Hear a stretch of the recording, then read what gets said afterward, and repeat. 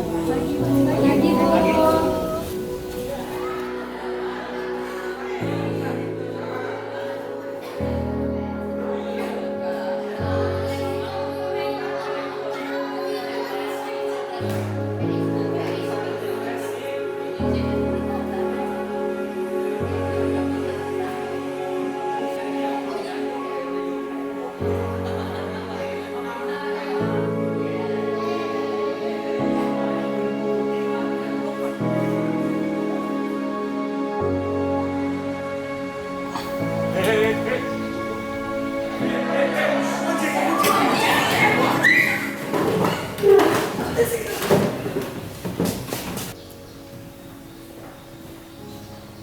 Assalamualaikum warahmatullahi wabarakatuh.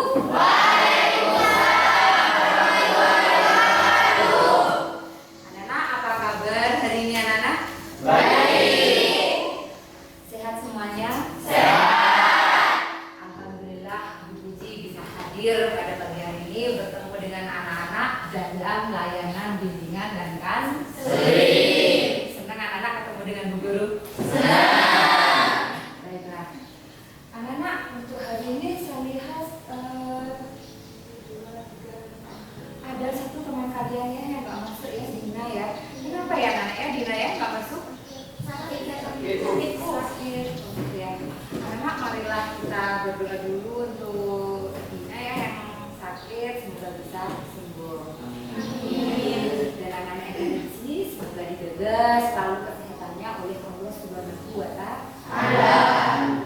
Baik, anak kali ini tema layanan bimbingan dan konseling yang akan kita bahas pada pagi hari ini adalah tentang pernikahan dini.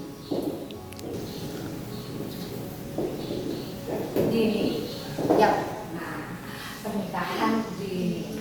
Anak-anak kira-kira sudah familiar nggak dengan tema kita pada pagi hari ini? Pernikahan dini sudah pernah dengar anak-anak? Pernikahan dini adalah sesuatu yang tadinya sudah tidak asing lagi bagi anak-anak. Anak-anak sudah pernah mendengarnya. Nah, pertanyaannya Bu Guru, adakah yang tahu? Kalau tadi anak-anak sudah pernah dengar, mestinya anak-anak juga bisa ya menyebutkan apa itu pernikahan dini. Coba satu aja anak-anak yang siapa yang mau menyebutkan apa sih pernikahan dini itu? Angkat tangan. Iya Mbak, apa itu arti pernikahan dini? Pernikahan di bawah umur, ya betul sekali ya. Jadi tujuan kita belajar tentang pernikahan dini, kalau kita ngomong tujuannya adalah agar nantinya anak-anak memahami apa saja yang akan terjadi apabila seseorang itu menikah di usia muda, menikah sebelum waktunya.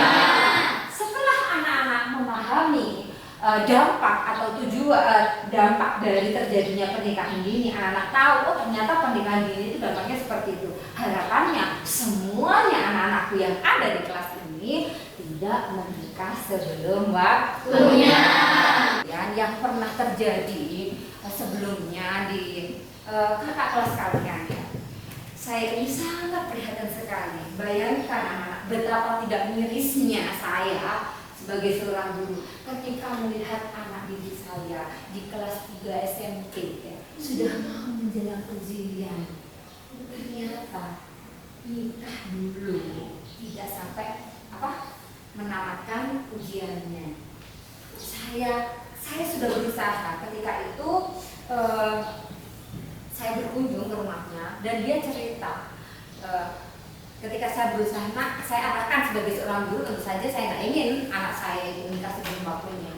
Tetapi anaknya itu sudah tidak bisa dibolokkan lagi ya anak. Jadi dia sudah kekeh mau menikah, bahkan orang tuanya sudah mendukung. Dan itu tidak hanya terjadi fenomena di masyarakat kita, masih banyak anak-anak yang di bawah umur masuknya belum usia 19 tahun ya kan. Sekarang ini minimal 19 tahun di undang-undang bahwa seseorang itu boleh diizinkan menikah di negara kita. Nah ini belum waktunya sudah diizinkan, sudah sepertinya itu sudah tidak bisa dibelokkan lagi. Dan masyarakat kita itu masih banyak yang melakukan pernikahan di bawah tangan. Jadi yang dimaksud pernikahan di bawah tangan itu artinya pernikahan yang tidak disahkan secara hukum, alias nikah siri. Nah, sudah tahu kan nikah siri? Nah, itu yang terjadi di fenomena masyarakat kita. Siapa yang dirugikan? Jelas perempuan yang paling dirugikan. Betapa tidak, nikah di bawah tangan atau nikah siri itu tidak legal secara hukum. Tidak ada buku nikah di sana, tetapi sang perempuan itu sudah dinikahi. Kalau ada apa-apa, laki-lakinya menghilang. Ya, setelah menikah umpamanya, laki-lakinya menghilang, keluar kemana, tidak menghubungi, tidak ada memberi nafkah, tidak bertanggung jawab. Apakah kira-kira si perempuan ini bisa menuntut tanggung jawab? Kira-kira bisa nggak? Nggak bisa, benar ya. Jadi nggak bisa perempuan ini menuntut tanggung jawab karena tidak ada buktinya. Apa buktinya kamu menikah? Tidak hanya dengan pernikahan yang memang sudah waktunya, sudah berkekuatan hukum. Di sini seseorang perempuan bisa menuntut secara hukum apabila dia tidak dinafkahi ya. Terus kemudian dia mendapatkan perlakuan yang tidak layak, bisa karena dia mempunyai bukti ini saya menikah seperti itu. Ngapunten Bu, saya ini kesini Bu, mohon maaf sudah ganggu waktunya Ibu istirahat, mungkin waktunya saya menguji Bu ya, mungkin sudah ingat ya Bu ya. Saya guru BK SMP Domayang. Di sini tujuan saya silaturahmi ke sini. Yang pertama saya ingin nanyakan kabarnya putranya Ibu. Ini Cyril dan Farel ini kan udah lama nggak sekolah.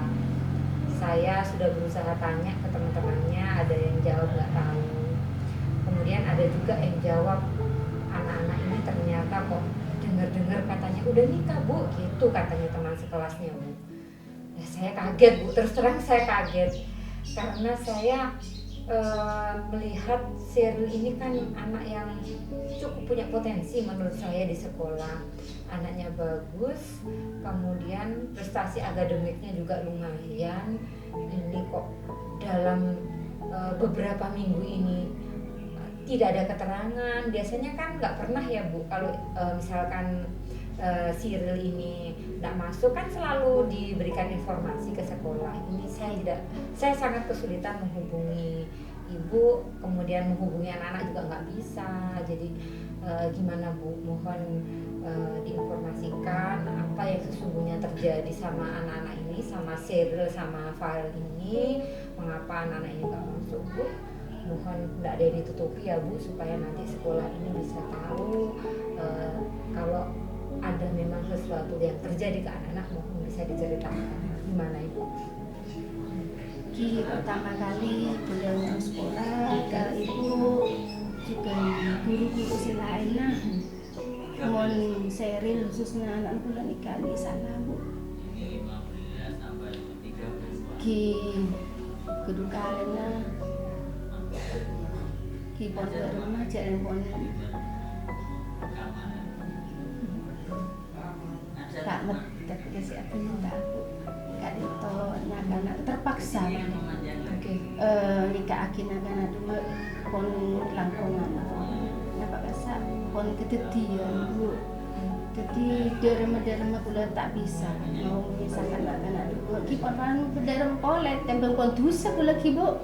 Jadi pon rentisa pon duh keremet sejenak kula ke Bu Cyril ni ka sejenak keremet sejenak ngompolan kula duh mungku pon bening ngabes anak bening ngabes ke bos Bu kula tak apa jeung manggene patik nendi nak anak ni Bu ki Bu ampun Bu kula ngajak sini ke Ibu sekolah anak ibarat pon anak dua ni ke pon anak dua tibi de rumah hidup jadi meskipun kula ring sekolah rumah kayak gitu bae senang anak ceknya mereka kasar sekolah kayak kastan di pondok rumah sekolah nah kula de lagi tahu sejenak Ibu puji napa kasar nangga kanton jongkok sejen tahu dus tak nemen sejen aku ing karo pun derma ibu masak pun guru anak-anak male oneng derma anak-anak seni kan enten kula tanya lagi sekolah jadi buduk-buduk bulan nih kasih tak bener gitu. Jadi gimana keadaannya? Maaf ya, aku udah baca. Iya, gak apa-apa. Kamu yang sabar ya. Makasih ya udah support aku. Iya, sama-sama.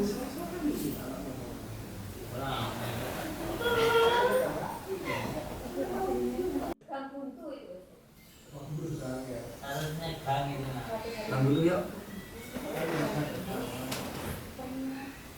Abang dulu ya. Jadi Bang Wis itu Semangat, Ben.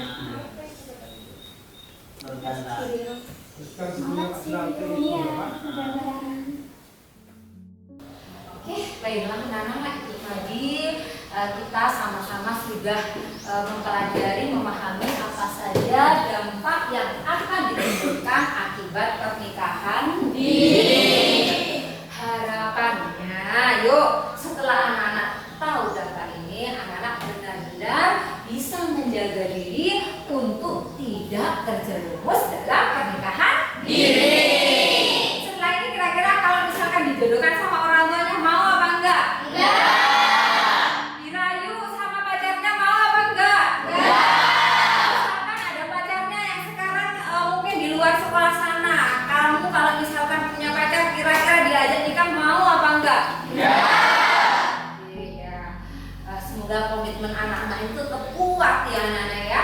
Jadi anak-anak tetap menjaga kesepakatan ya kalau harapannya dulu semasa anak-anak SMP, anak-anak masuk SMP itu masih belum pantas untuk pacaran dulu gitu ya. Jadi anak-anak ya kita sebelum kita tuh kita ya dulu ya. Kalau anak-anak kita ngomong pacaran, anak-anak bilang belajar.